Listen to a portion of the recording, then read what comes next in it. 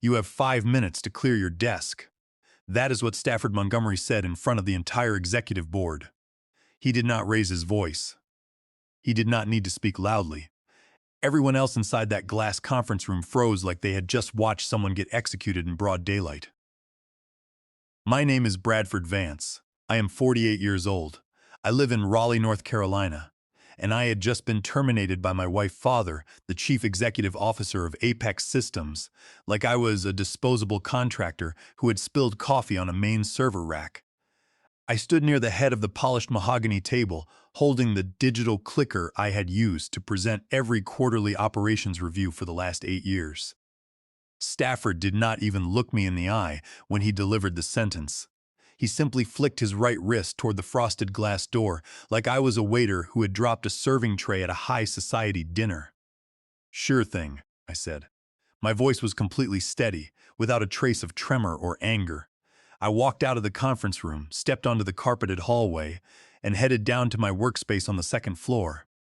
West Wing, Infrastructure and Network Engineering. I had built that entire division from scratch, starting 8 years ago with 3 junior technicians and a single shared server rack. Now we had 19 full-time engineers and a full-stack data architecture system that carried the operational weight of the entire corporation. And I had 5 minutes, no severance package, no formal exit interview, no handshake, no official documentation, just 5 minutes to disappear. Corporate security did not even try to block my path or inspect my belongings. I recognized both guards standing near the elevator bay. I used to bring them fresh pastries during 48-hour emergency server migrations when everyone else was sleeping comfortably at home. Now they stood back with uncomfortable expressions while I pulled a cardboard box from under my desk and began packing 8 years of my professional life. My framed engineering certificates, my desk clock, my external charger, and the ceramic mug from our very first database expansion in Charlotte. One by one, I dropped them into the box. My hands were not shaking. I made sure to reach underneath my desk frame to retrieve the custom encrypted backup drive I kept taped near the footrest. That drive contained every system schematic, every disaster recovery protocol, every line of proprietary code, and every server configuration I had authored for Apex Systems. If they wanted to treat me as disposable, they were not keeping my intellectual property with them. Then I heard heavy, synchronized footsteps approaching down the hallway. One by one, Darren Miller, Maya Patel, Nolan Briggs, and all 19 members of my core technical team stepped out of their cubicles. They were the engineers I had pulled all-nighters with, shared weekend shifts with, and trained from the ground up. They stood in the central aisle, completely silent. You could feel the shock settling over the executive floor like heavy dust. My wife, Gwen, was nowhere to be seen. No phone call, no text message, no sign of support whatsoever. But Taryn Brooks, her closest confidant and the newly appointed vice president of operations, stood near the glass elevator with her arms crossed, wearing that sharp smirk she always used when she believed she had manipulated a situation to her advantage. I walked out first, holding my cardboard box, with 19 senior engineers walking behind me in a single line. Not a single executive dared to speak a word of protest. I was done playing the quiet corporate workhorse. But to understand why 19 top professionals walked out of a multi-million-dollar enterprise on a Tuesday morning, you have to understand how we got to that moment. 3 weeks earlier, I was standing on the cedar deck of the Montgomery family lake estate, tending to a smoker I had hauled up myself. 14 hours of brisket prep, 4 hours of intense heat monitoring, and not a single family member had acknowledged the work. Stafford raised his crystal glass near the stone fireplace like he was accepting a National Achievement Award. "Another record-breaking fiscal quarter," he announced, smiling for the cameras. "The largest operational margins in Apex Systems history." Everyone applauded enthusiastically. Gwen was seated beside Taryn on white wicker chairs, looking like corporate royalty. My mother-in-law, Eleanor, was pouring red wine and pretending to engage with the guests. I carried the platter of brisket to the main table and set it down. Nobody touched it. Eleanor glanced at my smoke-stained apron and shook her head with palpable disapproval. "You look exhausted, Bradford," she said in that smooth, critical tone she reserved for outsiders. That kind of physical strain is not flattering for a man of your age. I maintained a tight, controlled smile. It has been a demanding couple of weeks, I replied calmly. She took a slow sip of wine. You really ought to take better care of your appearance if you expect to match Gwen's career trajectory in the corporate hierarchy. Gwen said nothing. She simply swirled her glass and stared out at the water. Stafford kept the spotlight on himself. Taryn has been demonstrating real executive leadership, he declared, raising his glass again. True strategic instinct. And Gwen, your policy work saved our contract negotiations. You have the mind of a chief executive officer. That statement was pure fiction. While Stafford popped expensive champagne, I had spent the entire previous weekend inside the subterranean server room at corporate headquarters, rebuilding our core backup architecture after a critical system breach. 2 consecutive nights without sleep, patching vulnerabilities before our East Coast financial feeds collapsed entirely. Nobody had bothered to ask how the system was saved. Taryn smiled like she had personally engineered the solution. She had not logged more than 30 hours of actual work that week, yet Stafford was crowning her the future of operations. I took a cold beverage and walked down toward the boat dock, leaving the celebration behind. I was not part of their inner circle. I was merely technical support staff at my own family gatherings. They did not view me as an executive partner or a dedicated professional. I was just Gwen's husband, a quiet man with a toolkit and an employee badge. Stafford joined me by the water a few minutes later, holding an expensive cigar. Have you ever considered scaling back your operational hours? He asked, stepping onto the wooden dock with deliberate steps. Let the younger leadership take the reins of the engineering team. I stared across the calm water. You mean Taryn? I asked. He chuckled softly, tapping the ash from his cigar. She is aggressive, sure, but she has sharp instincts. You have been doing this for a long time, Bradford. It is time to start thinking about your legacy. Legacy. That was his polite term for replacement. He talked about me as if I were an aging athlete whose endurance had faded, ignoring the reality that I had designed and maintained every single database infrastructure Apex Systems relied upon for daily revenue generation. I will continue to mentor her, I said quietly, but I am not stepping down from my engineering position. He patted my shoulder with heavy, patronizing force. Good man, he said, before walking back to the party. Later that evening, as I cleared away untouched platters in the outdoor kitchen, Gwen walked past. You were unusually distant today, she remarked, leaning against the counter. I looked up from the sink. Your mother spent 30 minutes telling me I am falling behind, and your father just gave Taryn credit for my division results. She shrugged dismissively. It is just family banter, Bradford. Do not make a dramatic issue out of normal conversation. It was not banter. It was a calculated shift in corporate alignment. All weekend, I had not been treated as a husband or a senior executive. I was a placeholder on a family portfolio that looked impressive during investor galas. Gwen was brushing her hair inside the master suite when she brought up Taryn again. Taryn has been putting in extraordinary hours lately, she said softly. I stopped unbuttoning my shirt.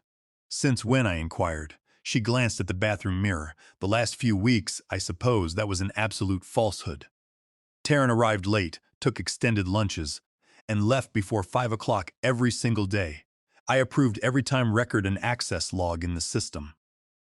I had been conducting weekly mentoring sessions with her at Stafford insistence, showing her basic network workflows.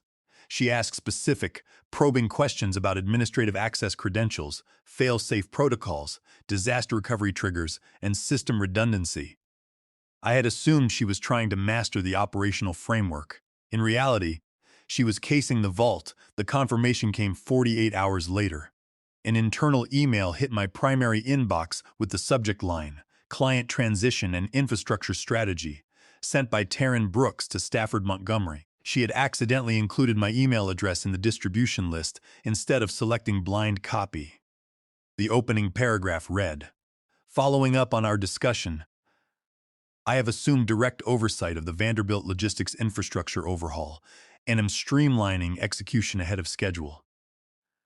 Bradford appears somewhat overwhelmed by the technical scope, so I took the initiative to manage the transition personally. I sat motionless at my desk.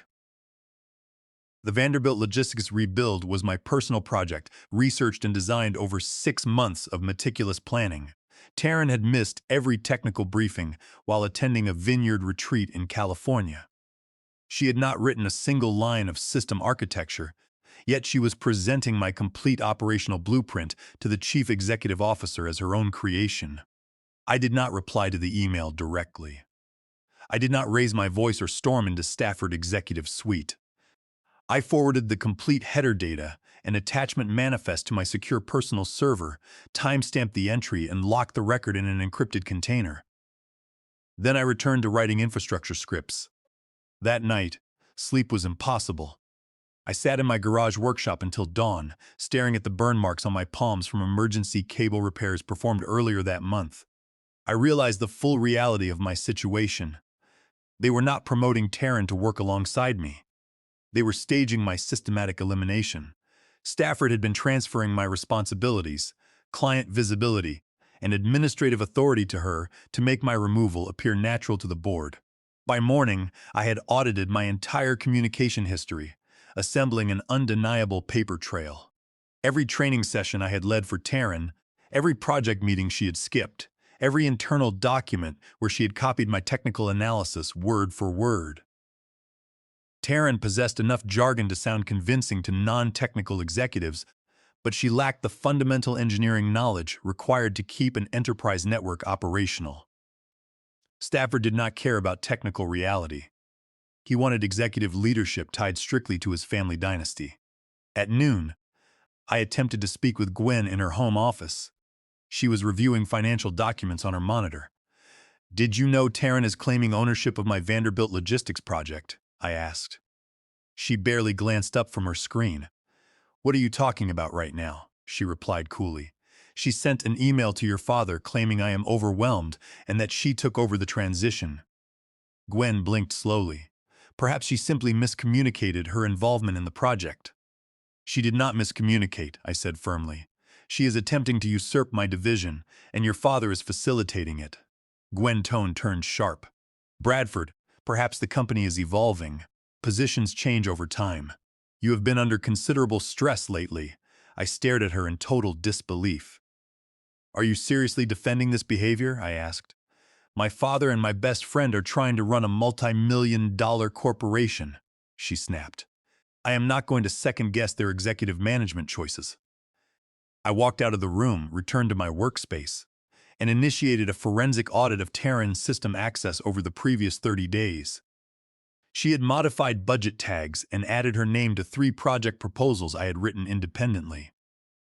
The optics had been carefully constructed, and optics were all Stafford valued. 4 days before the final confrontation, my lead DevOps engineer, Darren Miller, sent a high-priority message.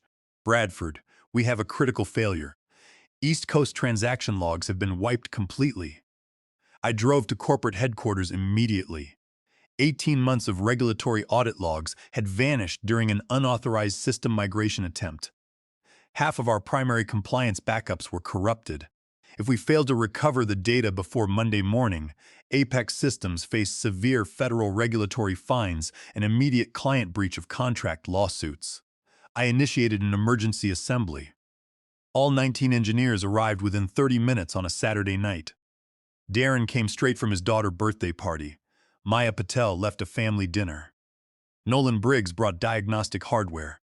Taryn sent a brief text message claiming she was monitoring from home. We worked for 27 consecutive hours without rest. We reconstructed database fragments, cross-referenced shadow copies, and manually rewrote corrupted index structures. By hour 27, our team had achieved 100% data recovery. The enterprise was saved from catastrophic financial ruin. We documented every technical step, logged every timestamp, and submitted the final resolution report at 1:47 in the morning on Monday. At 9:06 that same morning, Stafford issued a company-wide announcement. The credit for resolving the critical database incident was attributed entirely to Taryn Brooks' leadership and swift intervention. My team was not mentioned anywhere. When I entered Stafford office at 11 in the morning expecting a simple acknowledgement of my team 27-hour recovery effort, he looked at his monitor and smiled coldly. Terran management of that crisis was impressive, he said without looking up from his paper. Her executive potential is clear. That was the decisive moment. This was not poor management or familial bias. It was a deliberate corporate execution. They were systematically erasing my contributions from the company history. I returned to my office, locked the door, and retrieved my secondary backup drive. Years ago, when Apex Systems lacked formal disaster recovery protocols, I had created a master redundancy archive. That drive held complete architecture maps, administrative root credentials, fail-safe override keys, and historical deployment code. It represented the digital backbone of the entire organization.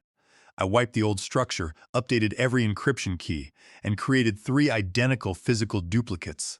One stayed on my person, one went into a private bank vault, and one was dispatched via bonded courier to my legal counsel. Then I took industrial adhesive tape and secured the primary drive underneath my desk frame.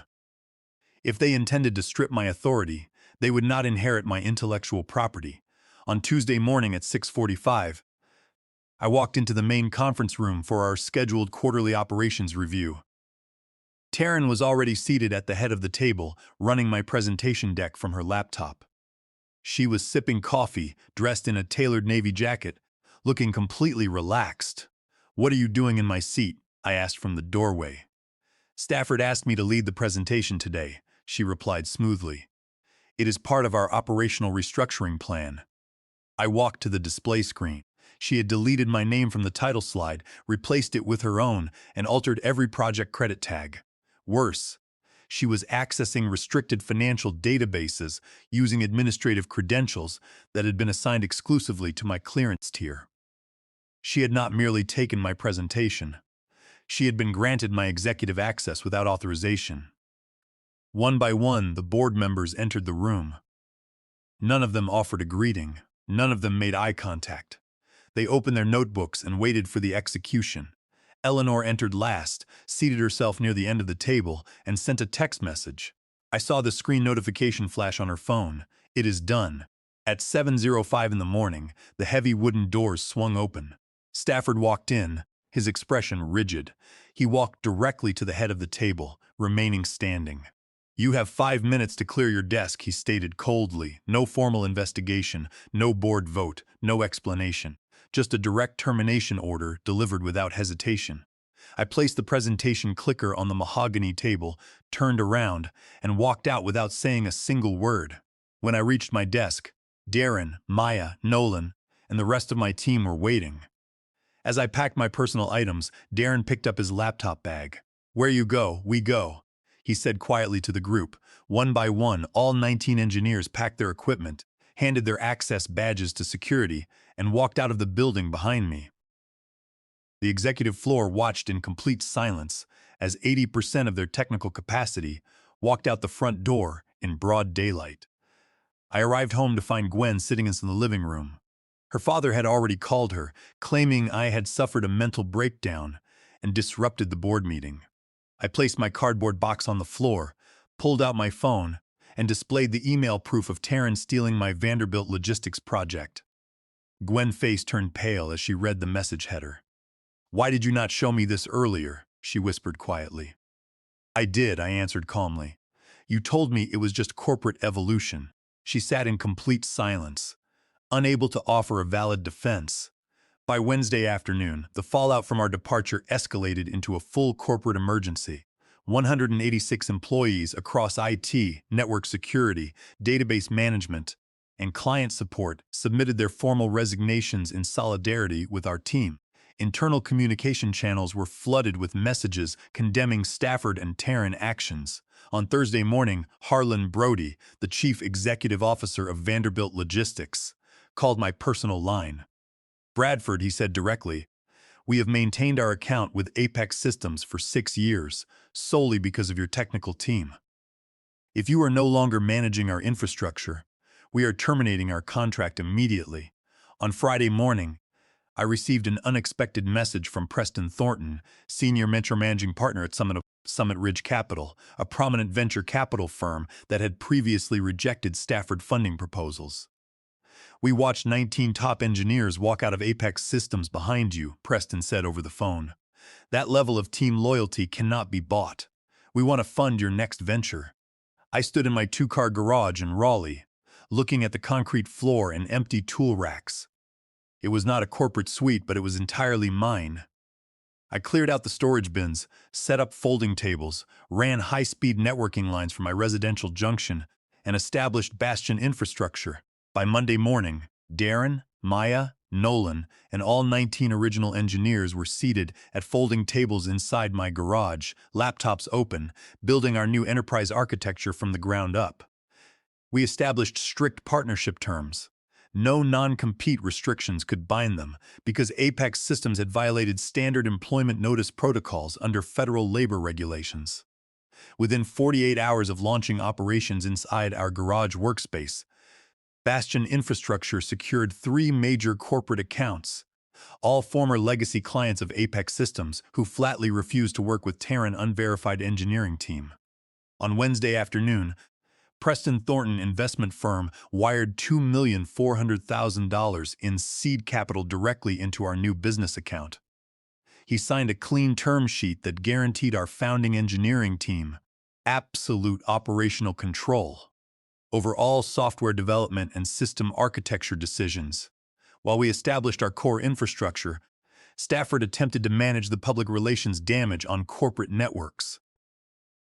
He published written statements discussing strategic realignments and technological modernization. His online posts received immediate backlash from former staff members and industry analysts who publicly highlighted the complete disappearance of the core engineering division. The internal operations at Apex Systems deteriorated at an astonishing pace. Lacking our technical supervision, Terran attempted to modify the primary production database for their largest corporate client. She lacked the necessary encryption access keys and failed to comprehend the multi-layered version lock protocols I had engineered. Despite these limitations, she initiated an unverified script override. The outcome was an immediate, catastrophic database corruption across the main network. 6 years of financial transaction records were corrupted beyond immediate access, locking Apex Systems out of their primary revenue engine. Because Terran had deliberately bypassed automated backup triggers during her override attempt, no secondary restore points were available. The operational failure resulted in over $2 million in immediate damages and triggered emergency regulatory audits from federal authorities. Coverage of the technical failure reached major trade publications by Friday morning. Articles detailed the sudden mass walkout at Apex Systems, the operational collapse under Terran supervision, and the rapid market emergence of Bastion infrastructure. On Thursday afternoon, a black luxury sedan parked outside my residential driveway. Gwen stepped out, carrying a manila envelope and a bottle of expensive wine. She walked into the garage, looking around at the rows of monitors and active network servers with an expression of total shock. "Can we speak privately in the house?" she asked, glancing at the busy engineers. Darren and Maya quietly stepped outside to give us privacy. Gwen placed the manila envelope on my workbench. "My father board of directors wants to settle this dispute quietly," she stated. "They are offering $900,000 in exchange for a binding non-disclosure agreement and a public statement confirming your resignation was voluntary and amicable." I did not touch the envelope. "I have no interest in selling my professional integrity," I answered without hesitation. "Bradford, please," she urged, her voice trembling slightly. "My father company is facing total financial collapse. Investors are demanding refunds. Major clients are terminating contracts, and Terran has been stripped of her managerial title. He has not slept in days." "That was his personal choice," I replied softly. "He chose to destroy my career to elevate a fraudulent executive." Gwen looked down at the stained concrete floor. "I did not foresee that events would reach this extreme point," she admitted. "I assumed you would simply secure another position at a different firm without causing this level of structural damage. You remained silent while they attempted to destroy my professional standing," I said. "You chose corporate politics over your marriage." She opened her mouth but could not produce a response. She retrieved the envelope, turned around, and walked back to her vehicle. That was our final conversation as husband and wife. Our divorce was finalized 3 months later without further dispute. 2 nights after Gwen's visit, at 2:03 in the morning, my phone rang. The caller was Gillian Cross, the chief legal director at Apex Systems Bradford. She said directly, "Stafford has committed severe statutory violations. Your termination violated the Worker Adjustment and Retraining Notification Act under 29 United States Code Section 2101, which mandates 60 days written notice for mass layoffs. Furthermore, his actions constitute a clear breach of fiduciary duty and intentional dissipation of corporate assets." I listened attentively as she continued. "Your employment contract specified mandatory arbitration protocols that were completely disregarded. I have compiled a comprehensive evidentiary dossier documenting illegal terminations, falsified audit records, and executive fraud. I am submitting my formal resignation tomorrow, and I am requesting to join Bastion Infrastructure as your chief legal officer." At 9 in the morning, Jillian arrived at our garage workspace with a secure flash drive containing full documentation of Stafford corporate misconduct. Guided by her legal expertise, we prepared formal regulatory submissions and counterclaims against Apex Systems. 1 week following Gillian's arrival, Bastion Infrastructure conducted a formal press briefing inside a rented conference facility in Raleigh. 23 founding team members stood shoulder to shoulder before local and national media representatives. We avoided corporate buzzwords and scripted public relations statements. Instead, we presented a factual timeline of events, supported by verified system logs, time-stamped email headers, and official documentation of our proprietary architecture. The resulting media coverage was immediate and extensive. National technology publications featured our story as a landmark case of technical competence and team loyalty overcoming corporate nepotism and executive misconduct. Within 48 hours of the press briefing, major enterprise clients from across the country contacted Bastion Infrastructure to request long-term operational contracts. 2 weeks after the broadcast, our team secured a milestone $12 million, 3-year digital infrastructure contract with a national logistic conglomerate. We executed the formal agreements inside our garage workspace on the exact wooden workbench where our company had been established just weeks earlier, facing imminent federal regulatory investigations, breach of contract lawsuits from major clients, and the complete loss of investor capital. Stafford Montgomery officially resigned as Chief Executive Officer of Apex Systems, citing sudden health considerations. The board of directors initiated emergency liquidation procedures shortly thereafter. Taryn Brooks was terminated without severance, her professional reputation permanently damaged by the documented database failure. 6 months after the initial walkout, Bastion Infrastructure moved from our residential garage workspace into a state-of-the-art corporate facility in Raleigh. Our enterprise valuation achieved $60 million, supported by 47 full-time employees, including all 19 original engineers who had walked out with me on that Tuesday morning. Darren Miller was appointed Chief Operating Officer, overseeing our expanding server infrastructure. Maya Patel assumed the role of Chief Technology Officer, directing our software engineering teams. Gillian Cross served as our General Counsel, managing legal compliance and intellectual property protection across all corporate divisions. One evening, while reviewing our quarterly financial projections in my new executive office, an email notification appeared on my primary display screen. The sender was Taryn Brooks, with the subject line, "Professional Recommendation Request." The message read, "Bradford, I recognize that serious errors occurred during my tenure at Apex Systems. I was under immense pressure from Stafford to meet unrealistic expectations. I am currently applying for mid-level technical roles and would deeply appreciate a brief letter of recommendation confirming my past project involvement. It does not need to be made public." I read the text twice. 6 months earlier, I might have felt lingering resentment or a desire for professional retaliation. But looking out through the glass wall at our active engineering floor, where 19 loyal colleagues were building advanced cloud infrastructure, I felt only quiet confidence. I highlighted the message, clicked the delete command, and permanently erased the email from my system without offering a response. I sat back in my executive chair, looked at the framed photograph of our founding 23 team members on the garage floor, and smiled. It had taken exactly 5 minutes for Stafford Montgomery to strip away my title, but in those same 5 minutes, he had given me the freedom to build a $60 million empire of my own.